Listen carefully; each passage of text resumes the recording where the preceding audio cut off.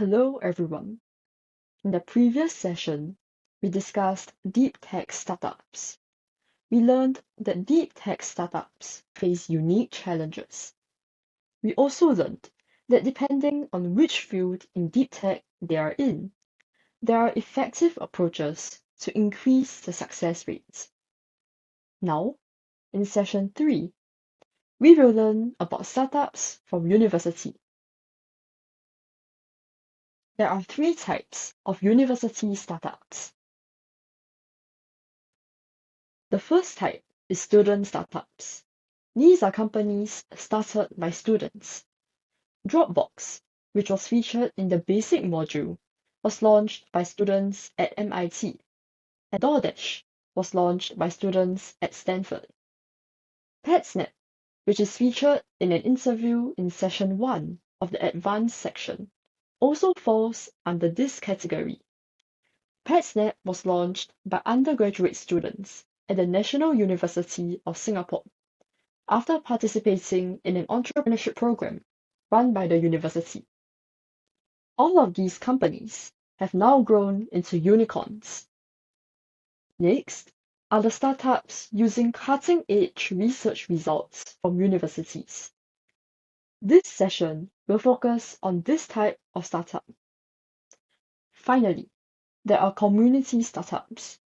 Universities provide their resources to locals who want to start their own business. This support isn't limited to their alumni, but is also available to the wider community, fostering an inclusive startup ecosystem. For example, in Japan, Tokyo University has an initiative called Founder X. The application requirement is to have at least one Tokyo University affiliate in the team. This is one such example, and there are many others out there. Now, let us move on to the focus of this session: startups that use cutting-edge technology from universities. One of the missions of a university is to use its research results to make a societal impact. From the perspective of innovation, it is becoming increasingly important to uncover research results at universities, create highly innovative businesses, and solve social issues. There are several ways to facilitate the flow of research results to social implementation. These include starting new businesses as startups, conducting collaborative research with existing big companies or startups, as well as licensing. In particular, startups using research results from universities are becoming increasingly important as a driver of innovation to create new markets. When starting a startup using cutting-edge research results, unlike software-related startups, there are a few important things you should keep in mind beforehand. First, you need to clarify your target customers and their needs. This is the most important point for any startup. Typically, they go through a process of validating a hypothesis by interviewing potential customers and creating an MVP. Based on feedback from potential customers, they will then change and make corrections as needed. They will go through lots of iterations. On the other hand, for startups using cutting-edge technology, creating the MVP itself requires a large amount of money. Therefore, when assessing the new technology, startups must first identify the pain points within the target industry that it aims to address before proceeding. For instance, in drug discovery, the first step involves determining if the technology addresses a disease that is a top priority for the pharmaceutical company, as they will be your key clients. Next, you need to decide how to involve people, who have done original research at universities. This may be different depending on whether the inventor is starting the business as a founding CEO, or whether an external professional, such as a VC, has their eye on that cutting-edge technology and is trying to turn it into a startup. Usually, it is desirable for the inventor to participate as a scientific advisor or as chief research officer. There are several reasons for this. One thing to note is that if the inventor is employed full-time as a professor or researcher at a university, they are often unable to take full responsibility for the startup as the founding CEO due to conflicting responsibilities. Fundamentally, the strength of a researcher, the invention of cutting-edge technology, and the ability to launch a startup and grow a business are different skills, so it will usually be better to consider them separately. Of course, there may be people who can invent cutting-edge technology and run a successful startup. However, such people are very rare.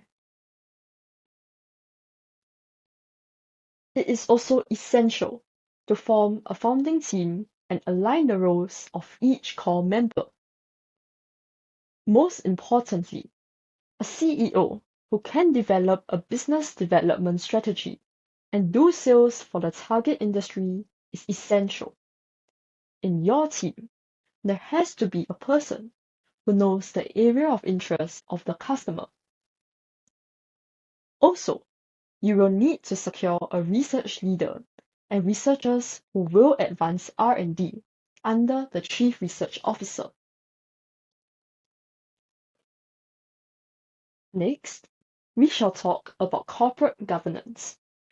For example, if your clients are concentrated in the United States, then you may want to register your company in the United States from the start. And, as mentioned earlier, when it comes to core members at the time of the company's founding, if it is clear that the overseas market holds significant potential for your business, you should assemble a team that can facilitate international expansion.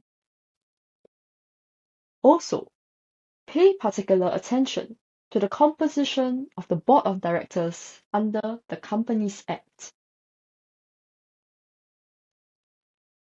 The biggest reason why research-based startups struggle, especially in Japan, is that the talent pool of management capable of launching these kinds of startups is very limited. In Japan, the lack of a mature ecosystem makes it difficult for talent to flow from large companies to startups, compared to the US, where the research-based startup ecosystem is mature and established. Even if researchers lead the business initially, it is necessary to have a CEO with a proven track record involved from the very early stages.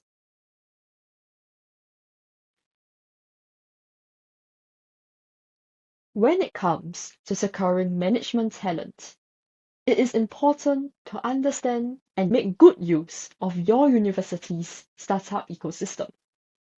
Universities that focus on research-based startups are likely to have organizations such as incubators and TLO, while implementing various entrepreneurial support programs.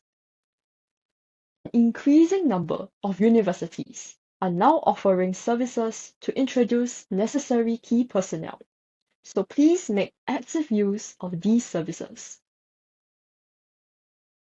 It is difficult for researchers with no entrepreneurial experience to handle these on their own.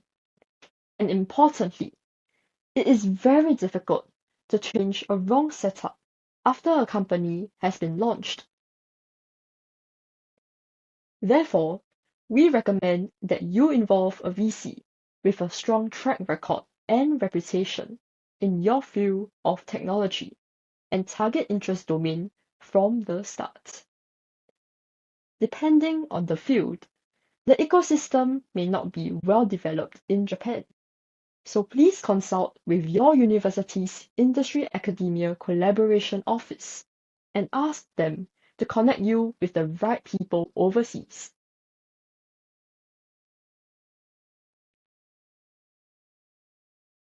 Now, let us hear from the founder who launched a company using cutting-edge technology from the university. Joining us today is Mr. Jack Lee, CEO and co-founder of NanoLumi. NanoLumi is an advanced materials company that delivers breakthrough luminescent solutions for product authentication, advanced sensing, and bioimaging.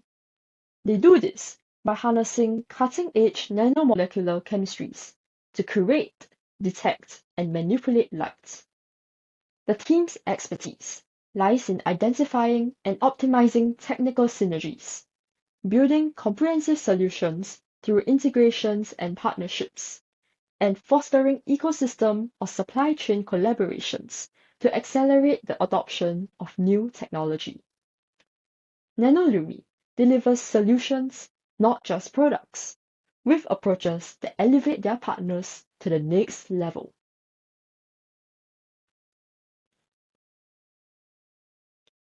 What inspired you to found NanoLumi, and what challenges did you face transitioning from lab research to a market-ready product? First off, I think for me, I have been in the material space for more than 15, 16 years now, particularly in the nanomaterial space, across photovoltaics, touch panel sensors, display materials, and now, of course, even security materials and life science materials. So materials has always been my calling and what I've been doing for the past 15, 16 years since I graduated from college, from National University of Singapore. And so why? I think the simple short answer is familiarity. So familiarity with the science, familiarity with the people, familiarity with the business, the network. And what really kind of prompted NanoLumi is, this is not my first involvement in a material science or nanotech startup. It's actually the third. I see. So the first two, it's very, very difficult, very, very painful. So they call it, you get a little bit of scar tissues, from the startup. And usually when you get scar tissues, you might not even go back. So it's a surprise that actually I started NanoLumi. But I think the fundamentals of why I started, beside that familiarity, is I think that Singapore has a very good base in terms of technology pipeline. I'm sure you are aware, in Singapore we have two universities, NUS, NTU. Yes. Both are top 10 in material science faculty in the world, globally, right? So it's amazing, right, for such a small country to have such a vibrant academic research and technology pipeline. So as someone that's familiar with materials, knowing how difficult it is, maybe it's that little stubbornness of wanting to prove that one can actually commercialize materials and build a successful company out of it, that probably drives me to take the plunge and start NanoLumi. Yeah. So in terms of your second question with regards to the hurdles, right? There's just way too many, right? And the hurdles is not just a materials company. A materials company are not protected from the hurdles of a startup, right? It's still the same kind of challenges that all startup face: funding, market, talent, and go back again, funding, right? So why? Because materials is huge in terms of typically in terms of the research that is needed to put in, the capex needed to put in for them to reach critical mass, and is notorious for taking very long time. Correct. So that goes back to money. Nobody wants to wait for investment for so long. Yes. So it makes it even more difficult, and Yes. I'm just we have all the challenges that all startup face, Yes. plus more. Exactly. Yeah. Exactly. So I think the hurdles are resources. right? The hurdles of resources and the time duration that typically advanced material startup or technology needs to reach escape velocity or like success. So and most materials innovation from the university is brilliant, but it could be very, very raw. So it's really up to you how you polish it, and maybe you will polish it in the wrong way, or you will polish it and it could be a diamond. Right? So I think we have many of that in Singapore. So I think that's also one of the things that I thought I could be hopefully a driving force to put more success in terms of materials companies. How did you form your founding team? The researcher who did the original research, was he or she part of your team?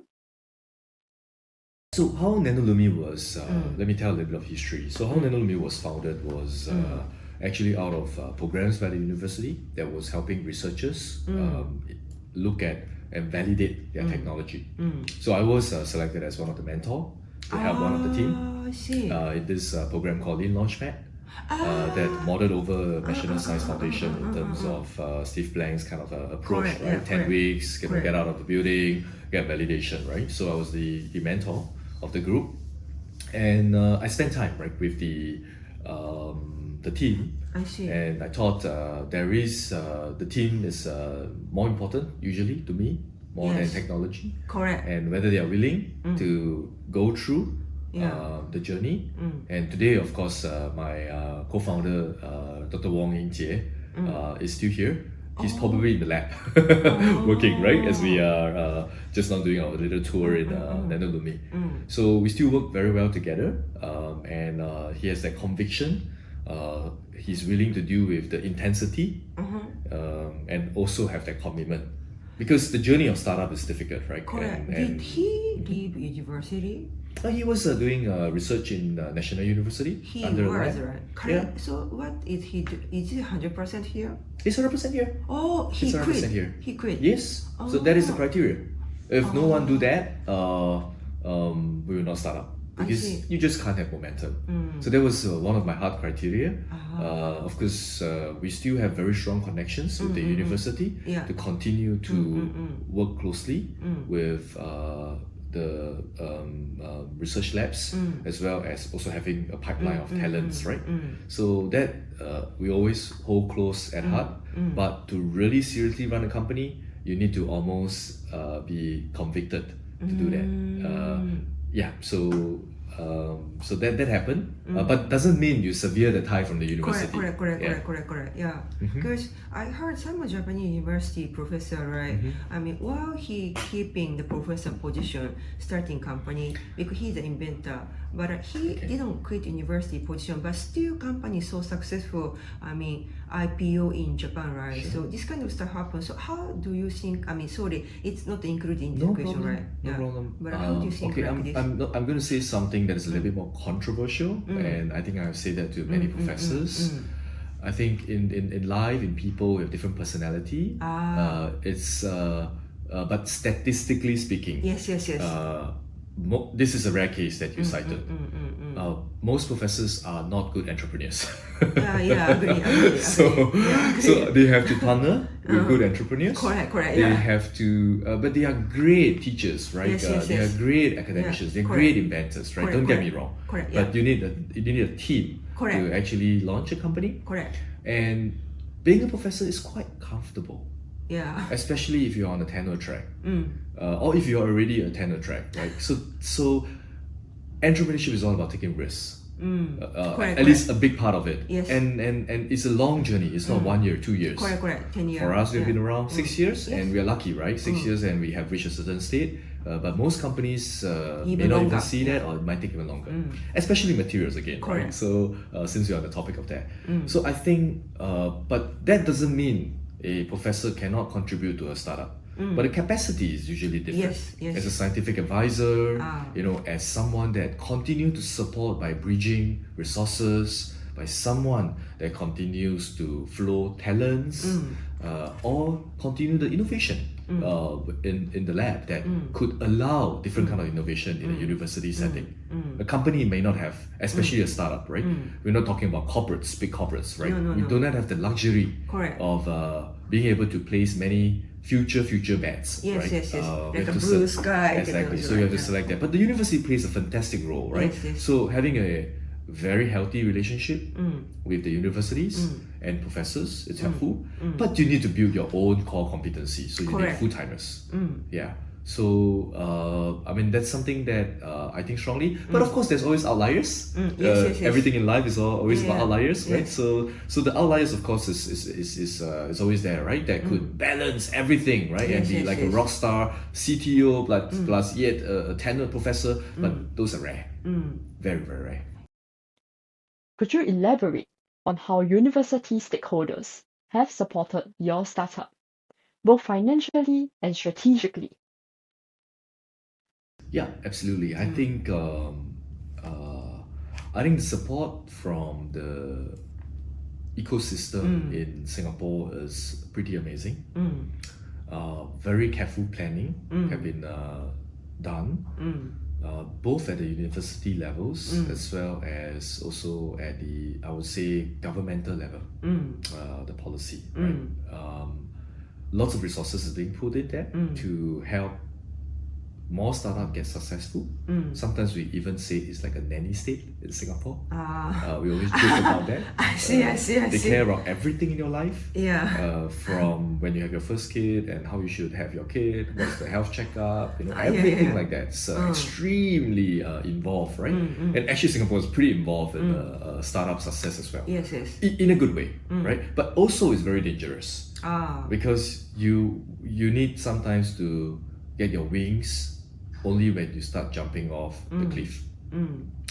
So I think back to that, the whole ecosystem support is great. NUS particularly, I graduated from NUS Chemical Engineering many years back. Forms lots of friendships, forms lots of network, was given the opportunity to experience a overseas entrepreneurship program in Silicon Valley that obviously shaped my thinking, shaped some of my knowledge. And there was a nanotech company.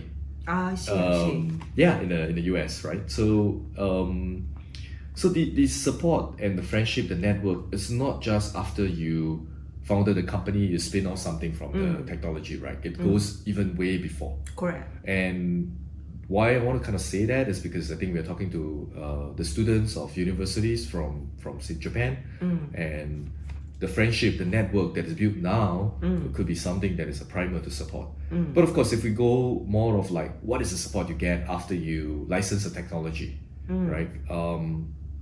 That for materials company, what is really important for tech company or deep tech materials is really the technological support, because the continuation of that, because the technology is very raw, as I mentioned, right? So you really need that continuation, because you can't even start doing your work if you don't have a lab.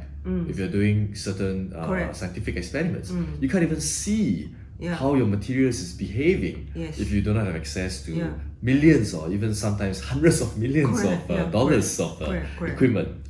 And no startup company could do that, right? You need that access to characterization equipment, analytical equipment, infrastructure to continue your frontier research or development. So I think that connection, that continuity with the university is very important, and we were very fortunate. Till today, even after 6 years, we still have collaboration projects with NUS. So we have access to certain parts of the NUS resources, which is phenomenal. We are 5 minutes away from them in our office, right? In terms of the drive, so proximity helps. Singapore being a small company, a small country helps.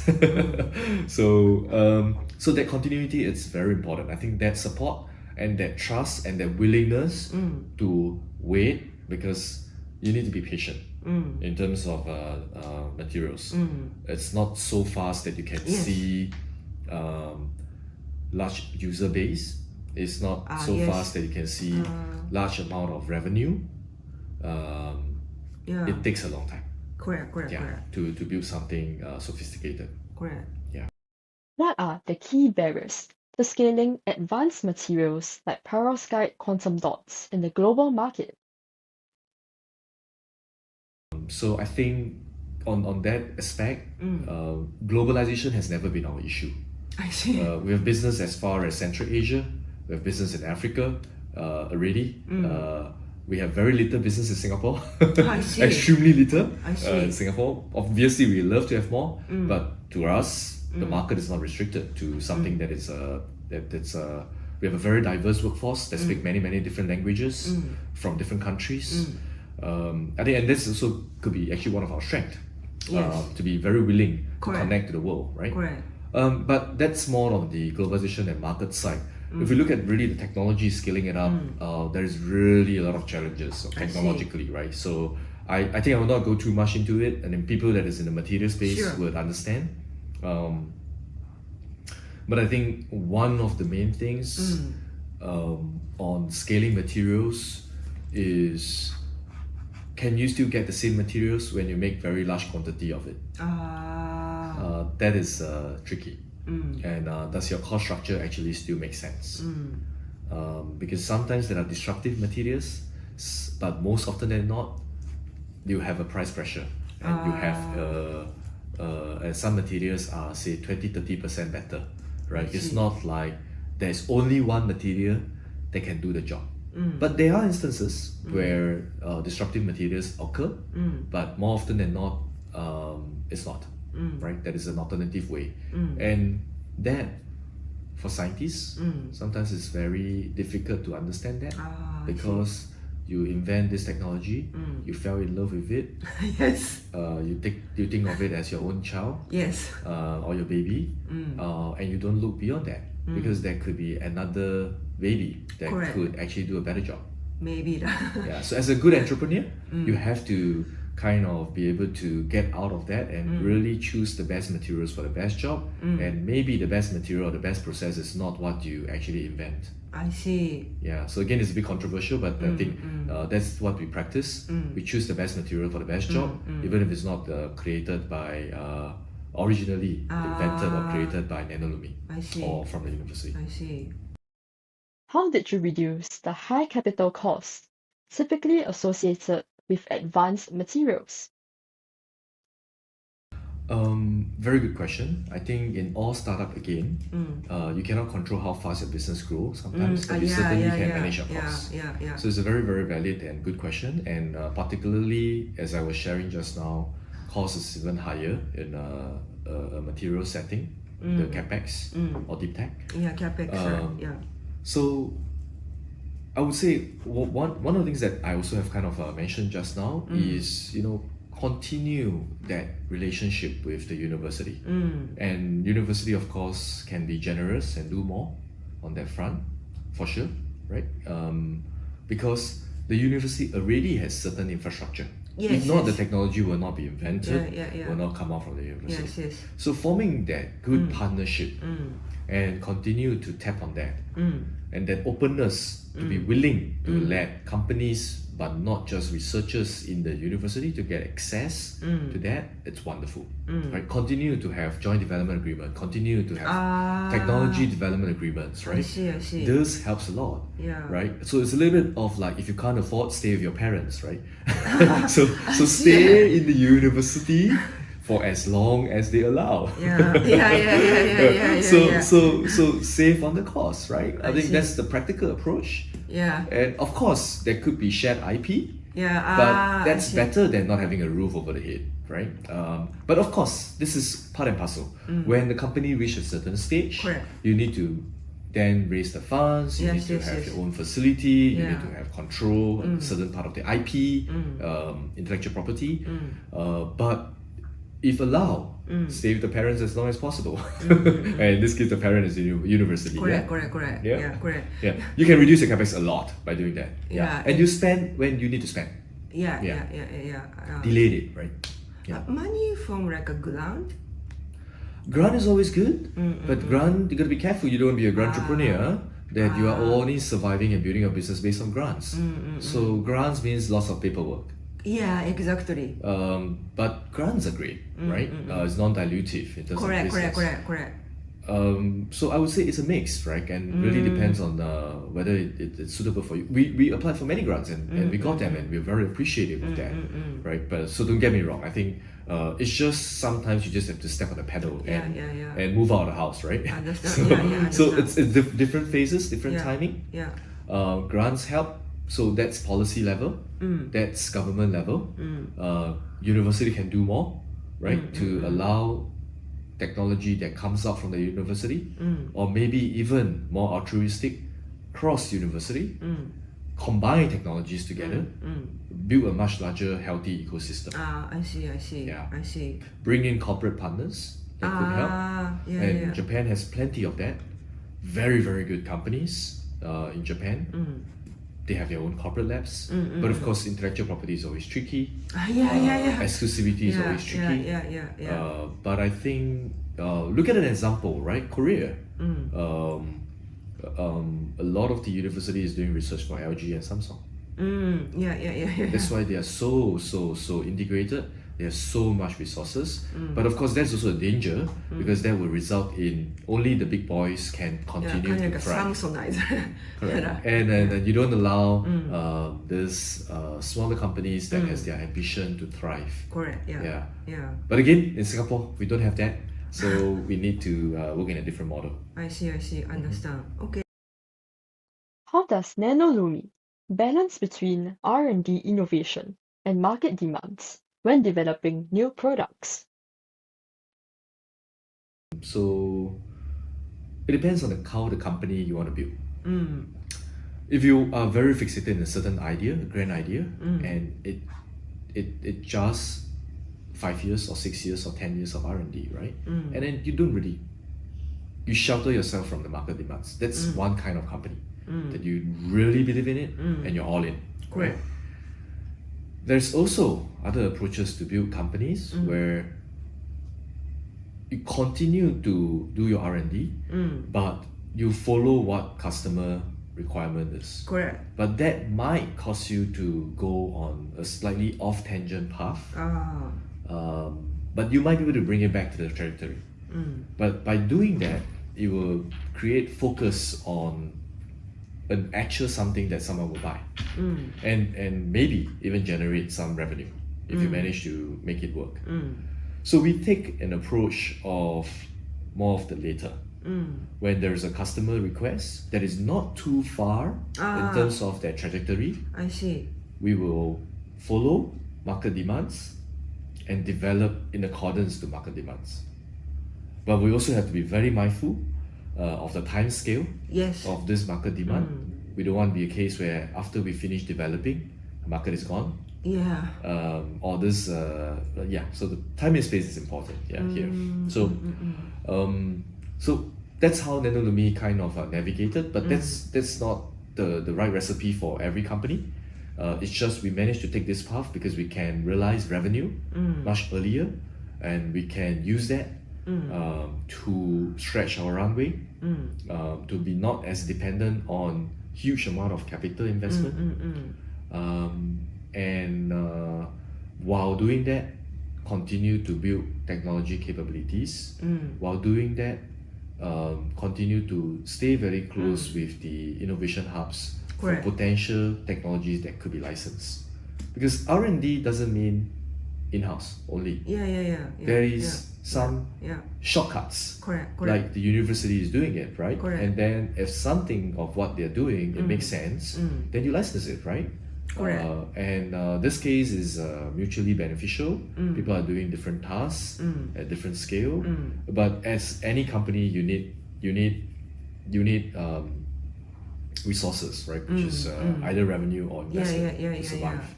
So we prioritize a lot on revenue, a lot on applications, a lot on actual customer requirement, so that we do not build something that nobody wants. Of course not.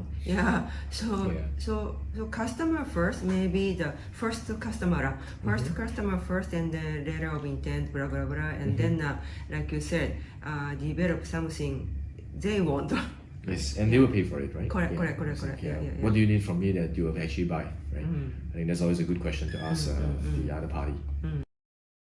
As a Singapore-based startup, how do you think the local innovation ecosystem, including universities, compares to global ecosystems in terms of advanced materials?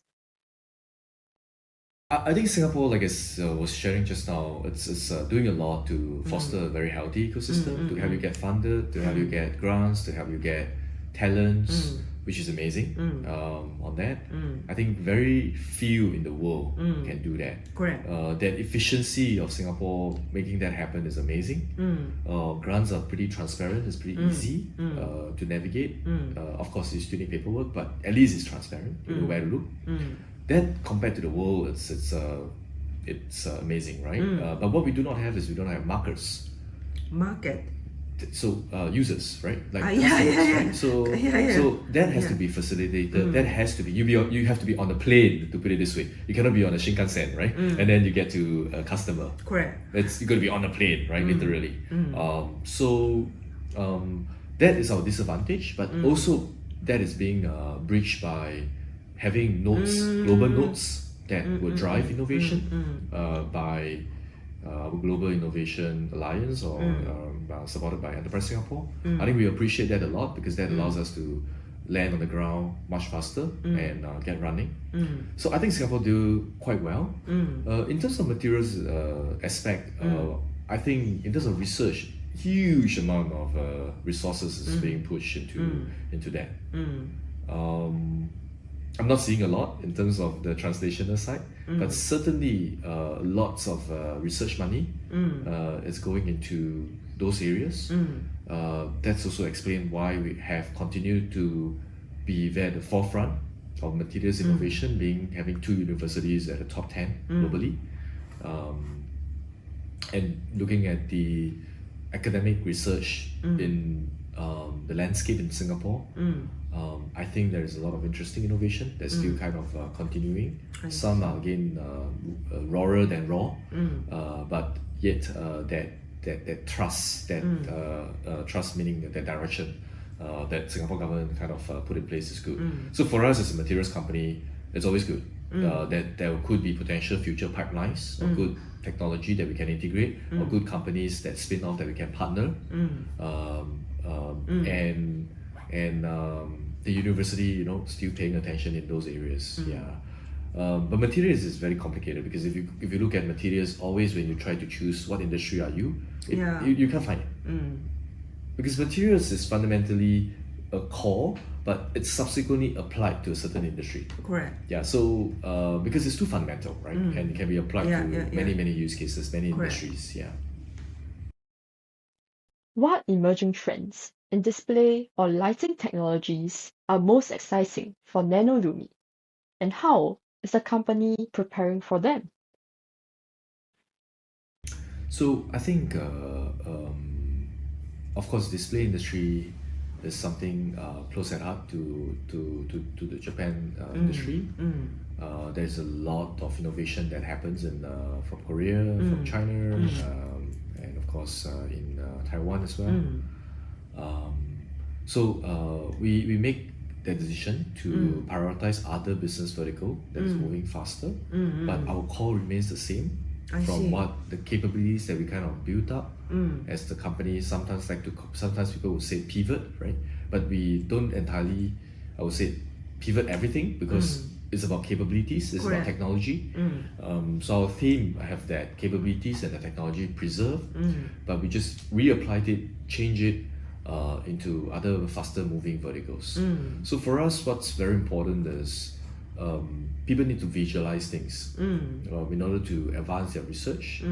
And we work on a material class called luminescence materials, and it's not just perovskite, it's also organic materials, it's also quantum dots. So we look at a range of materials, both organic and inorganic, to apply it into high security application, supply chain assurance problem, because there's more distrust in the world actually these days. Like how do you make sure this cargo is really from the same origin? So we do that very well.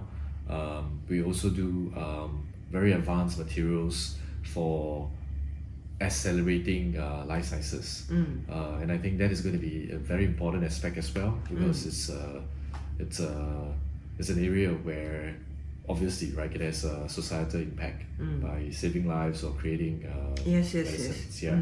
So I think for us, we continue to use and strengthen our core in terms of materials, but not shy to build other technology stack on top of materials, be it hardware, sensors, imaging tools, and software to enable the application. Because our goal is to create a solution and application for the client, not to be just increasing our materials library. Yeah, but more important is what does the customer needs. Yeah. Yes. Yeah.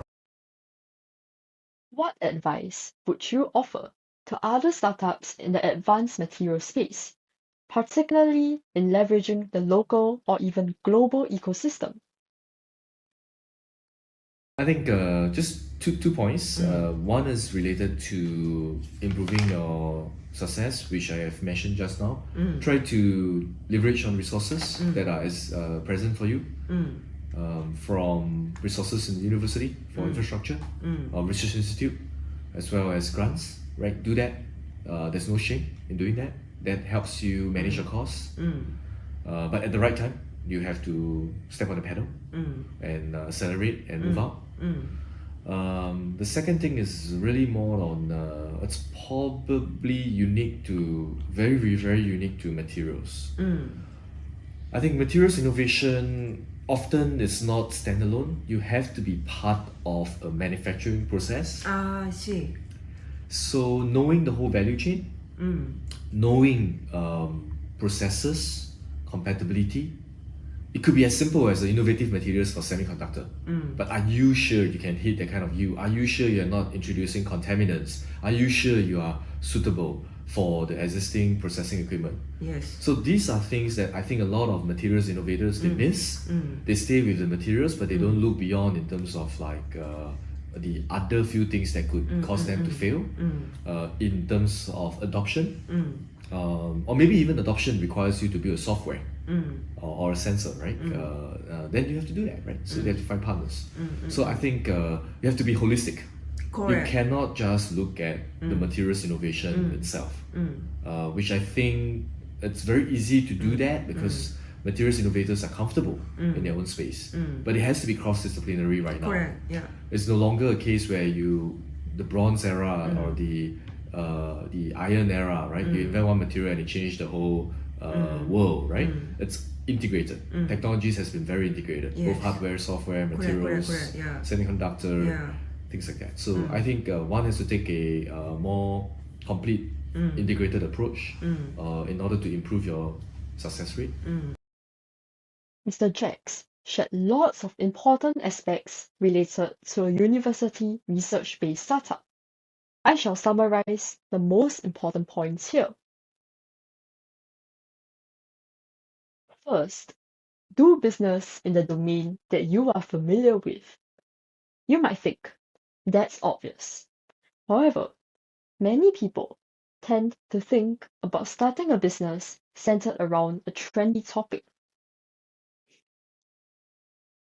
A domain requiring a high level of experience not only means that expertise is necessary for business development, but also means that you have resources such as talent, key stakeholders, and many more. These are valuable assets to your advantage. Next, try to form a team from the university ecosystem.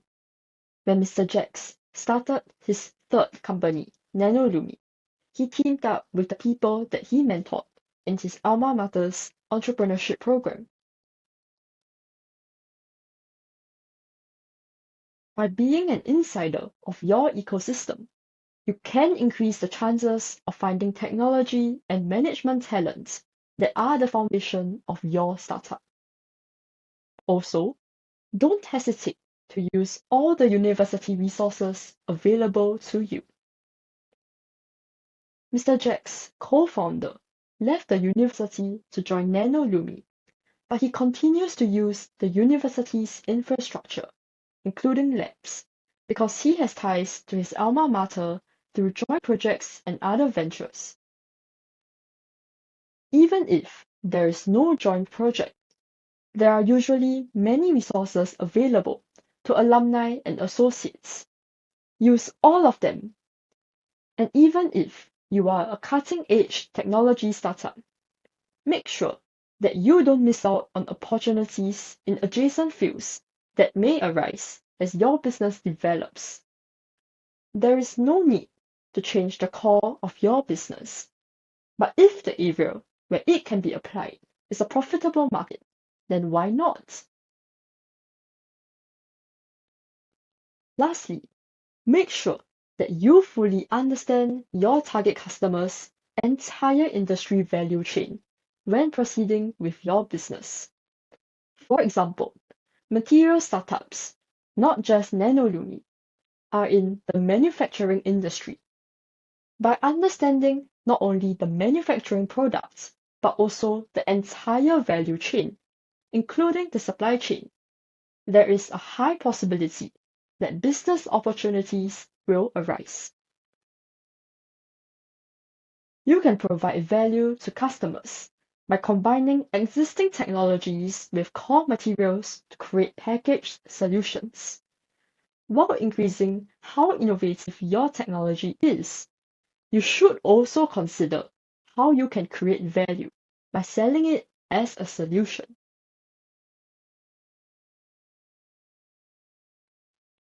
We learned a lot from what Mr. Jacks shared with us regarding the unique aspects of a university research-based startup. Please watch this video many times as a reference when creating a global strategy for your startup. I hope that as many global startups as possible will be born in Japan's universities soon. Thank you for watching and see you in the next session.